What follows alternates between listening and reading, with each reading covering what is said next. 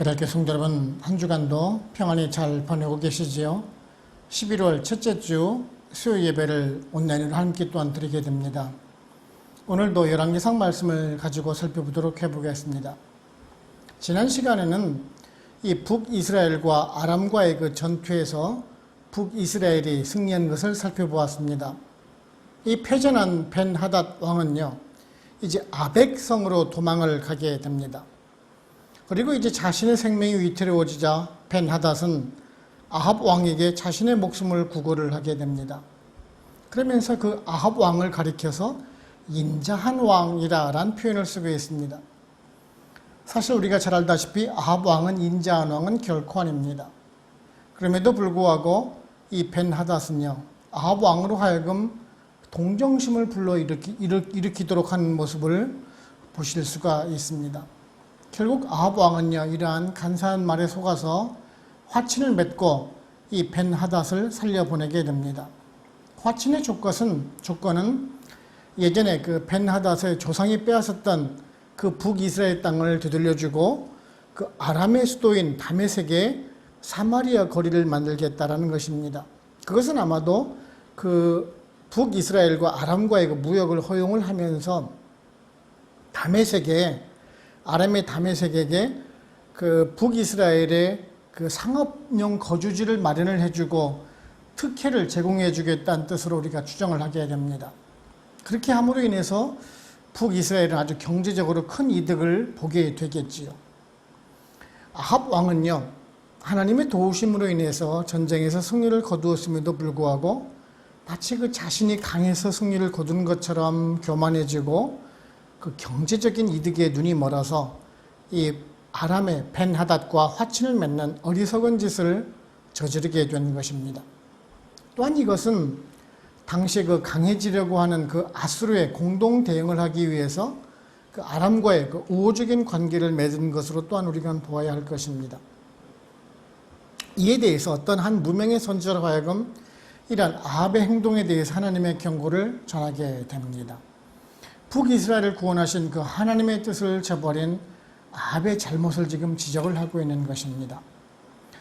우리들은 이런 것을 보면서 우리들도 혹 우리들의 유익을 위해서 하나님을 저버리는 잘못을 저지를 수 있는 그런 아합과 같다라는 그런 연약한 인간이라는 사실을 잊지 말아야 하는 것입니다.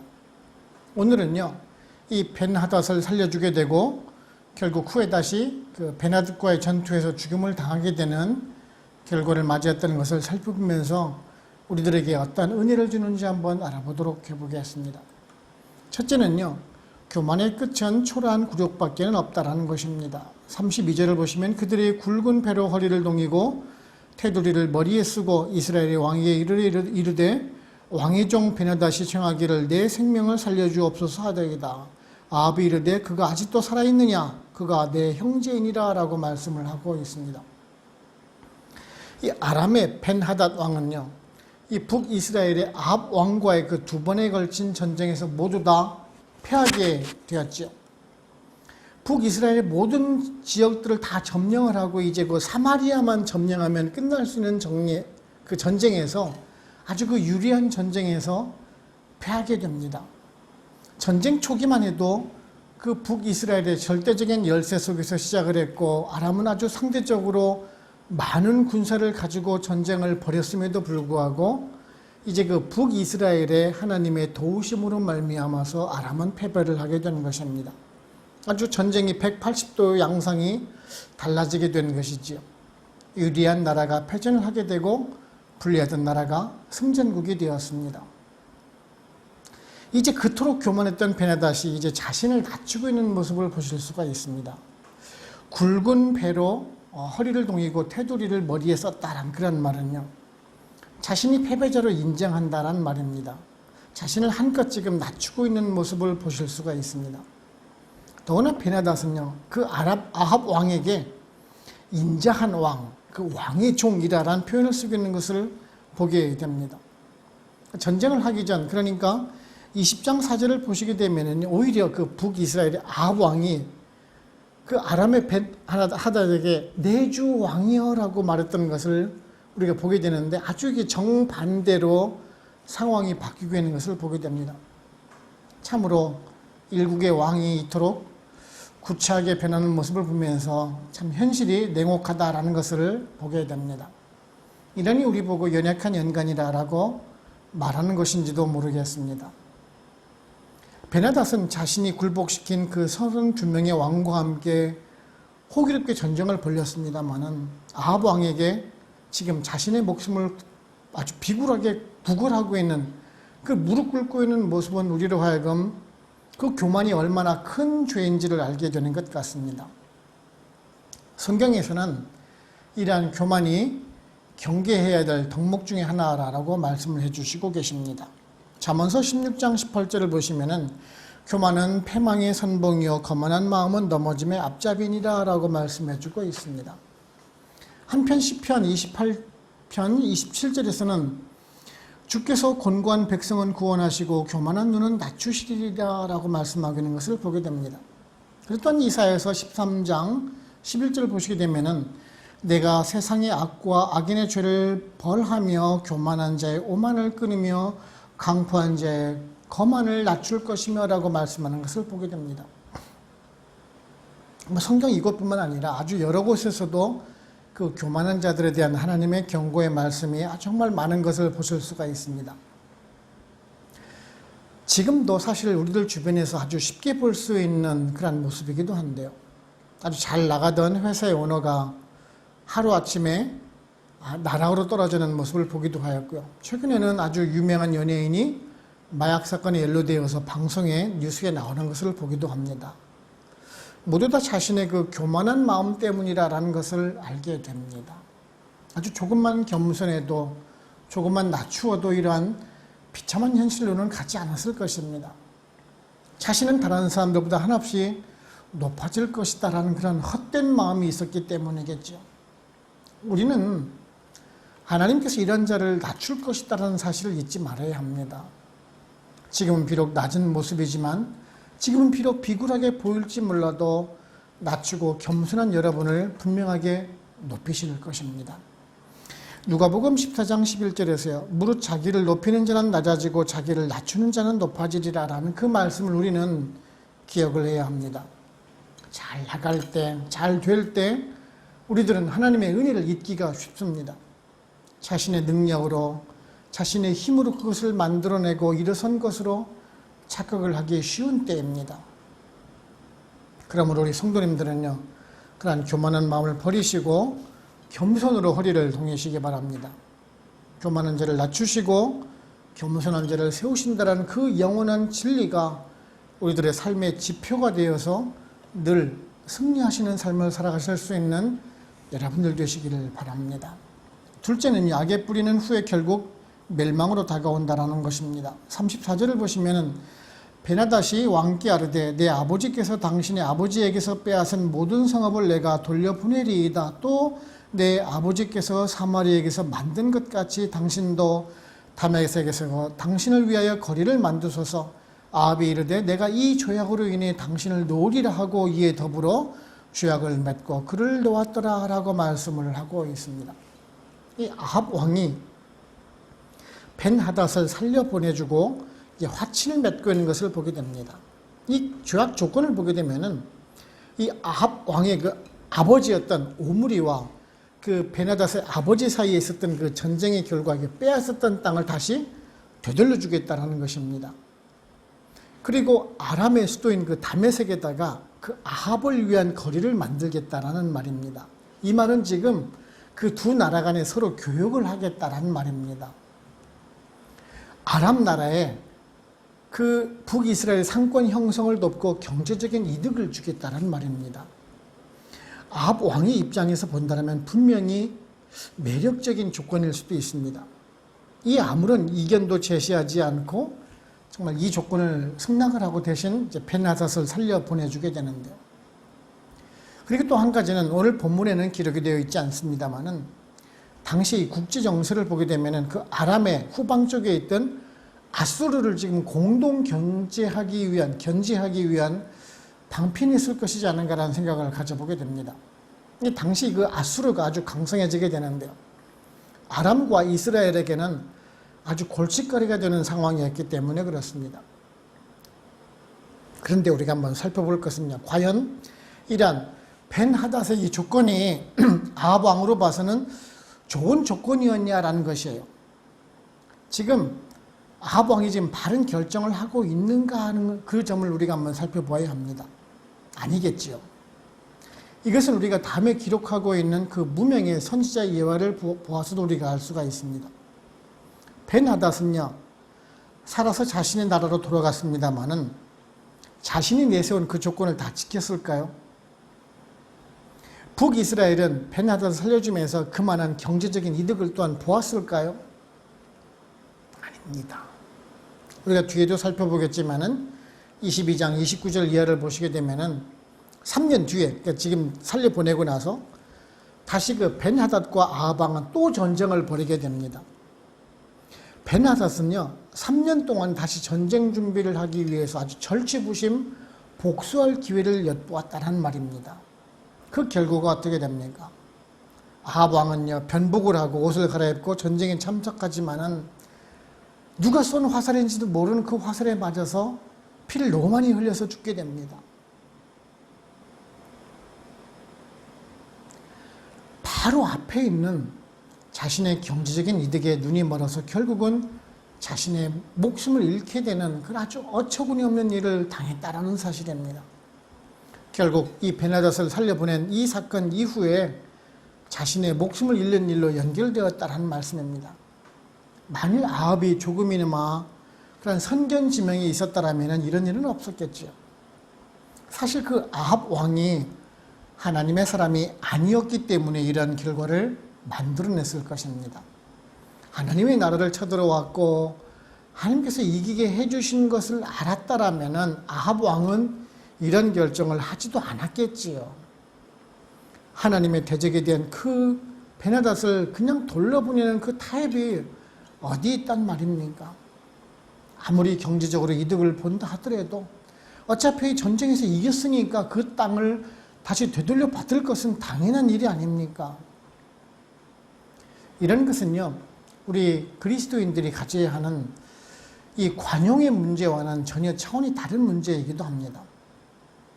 우리는 그 상대방의 고의성이 없는 그 실수에 대해서는 분명히 관용을 베풀어야 합니다. 이것이 성도의 바른 모습입니다. 하지만 하나님을 대적하는 그런 고의성이 있는 대적자는 결코 용서할 수 없고 또한 타협의 대상도 안 된다는 사실을 우리는 명심을 해야 합니다. 이 같은 것은 우리들이 쉽게 실수할 수 있는 그런 사건의 모습이기도 하죠.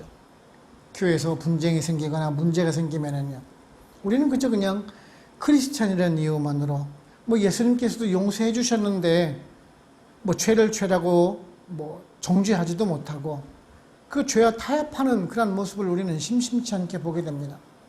작은 이익을 위해서 죄와 타협을 하기도 합니다. 불법인 줄 알면서 교회 유익이 되니까 그냥 넘어가자라는 것도 본 적이 있습니다. 그런 마음이, 그런 태도가 결국은 하나님과 멀어지게 한다는 것을 우리는 알아야 합니다. 사탄은요, 늘 언제나 우리들에게 그러한 달콤한 사과의 모습으로 다가옵니다. 겉으로는 아름다움으로 치장을 하고 우리들에게는 유익할 것이다라고 접근을 해옵니다. 그럴 때 우리들은 정말 잘 판단을 해야 합니다. 단지 경제적인 유익을 위해서 사탄과 손을 잡는 우려를 범하지 말아야 합니다. 언제나 단호한 결단으로 죄와 타협하지 않고 바른 길로만 가실 수 있는 우리 배달교회 성도님들 되시기를 바랍니다. 세 번째는 기독교는 세상 속에서 바른 소리를 내야 합니다. 42절을 보시게 되면은 그가 왕께 아뢰되 여호와의 말씀이 내가 멸하기로 작정한 사람을 내 손으로 놓았은즉 내 목숨은 그의 목숨을 대신하고 내 백성은 그의 백성을 대신하리라 하였나이다라고 말씀하고 있습니다.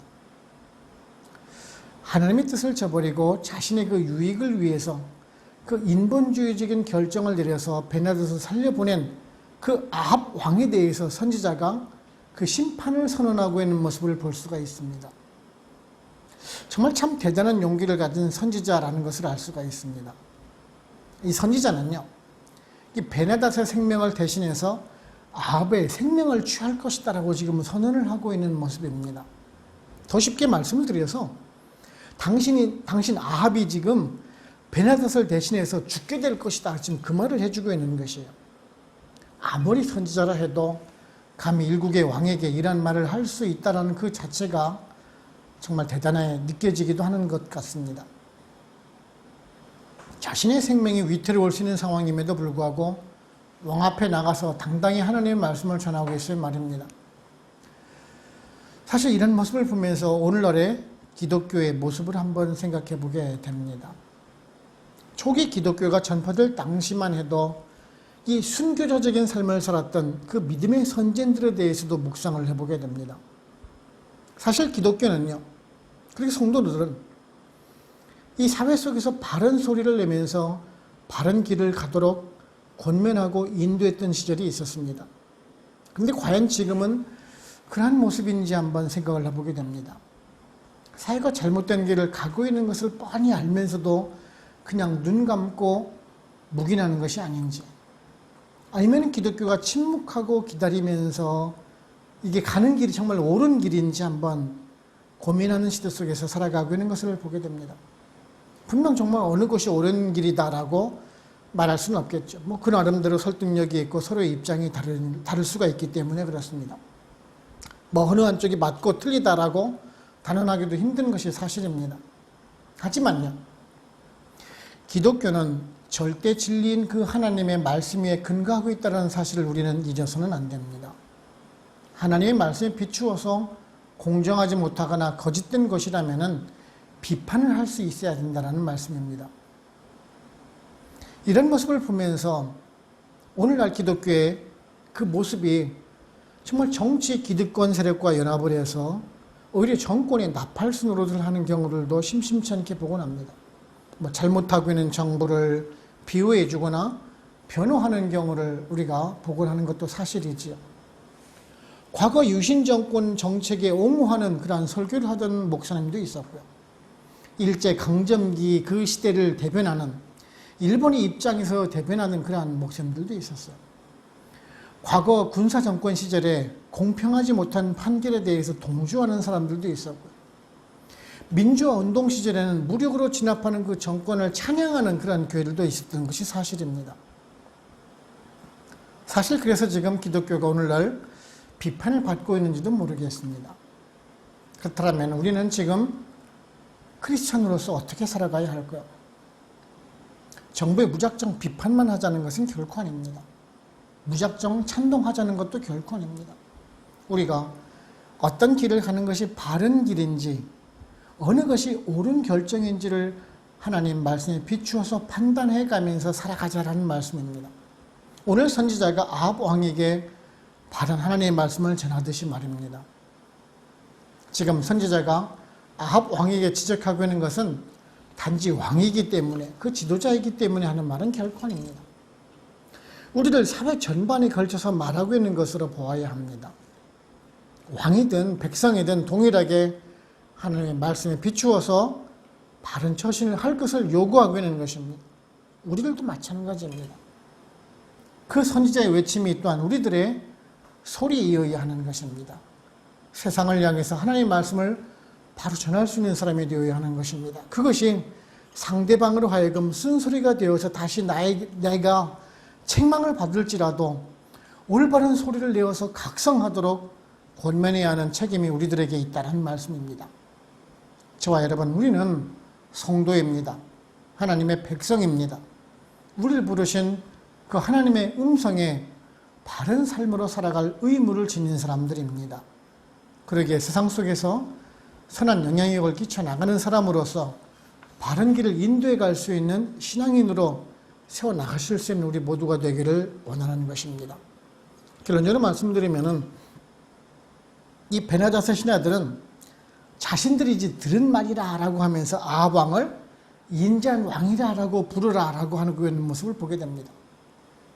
그런데요, 과연 그 북이스라엘 백성들은 아합 왕을 가리켜서 인자한 왕으로 생각을 하고 있었을까요? 절대 아니겠지요.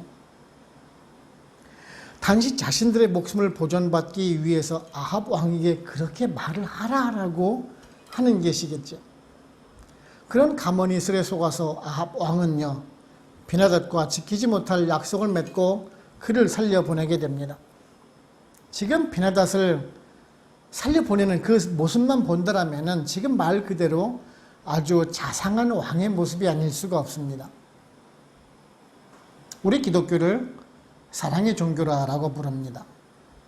그것은 죄인을 용서해 주기 위해서 자신의 몸을 십자가에 들이신 그 예수 그리스도의 사랑이 있기 때문에 그렇습니다. 그런 예수님을 닮아서 우리들도 또한 용서해야 된다라고 배우고 있습니다. 자비와 관용을 실천하라고 배웁니다. 원수를 사랑하면서 자기를 위하여 핍박하는 자를 위하여 기도하라라고 배우고 있습니다. 그렇습니다. 기독교는 사랑과 자비, 관용의 종교임에는 틀림이 없습니다. 하지만 이런 것은요, 모든 것을 용서하고 자비를 베풀라는 말이 결코 아닙니다. 죄는 어떠한 경우에도 버려야 하고 경계해야 하는 것입니다. 척결해야 할 대상이라는 말씀입니다. 자칫 교회에서 이러한 실수를 하는 경우들을 보게 됩니다. 성령을 회방하는 죄를 지은 사람도 용서를 하는 경우입니다. 예수 그리스도의 사랑으로 모든 것을 용서하라라는 그러한 거짓 가미를 쓰고 말입니다. 하지만 이러한 실수가 오늘 아합 왕이 베나닷을 살려줌으로 인해서 자신이 오히려 목숨을 잃게 되는 경우를 우리는 또한 보았습니다. 이것이 오늘날 우리들에게 주는 교훈이라는 것입니다. 작은 죄라도 죄는 멀리하면서 배척해야 합니다. 물론 악의가 없는 그 잘못에 대해서는, 그 실수에 대해서는 분명히 용서하고 관용을 해야 합니다. 우리는 이것을 잘못 혼용할 때가 있는데 그것을 조심하자라는 것입니다.